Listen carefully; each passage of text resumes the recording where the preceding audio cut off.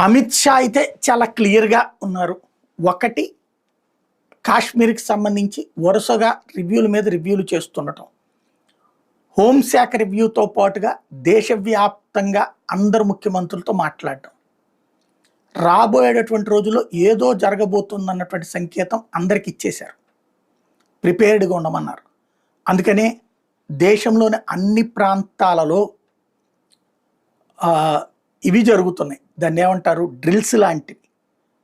ఏది హైవేల మీదన యుద్ధ విమానాలు ఆపడం దగ్గర నుంచి అక్కడ సరిహద్దు ప్రాంతాల్లో అయితే యుద్ధం వచ్చినప్పుడు బంకర్లు ఎలా దాక్కోవడం లాంటివి, అలాగే ఎలా తప్పుకోవాలి లాంటివి ఇవన్నీ కూడా అలవాటు చేస్తున్నారు వాళ్ళకి.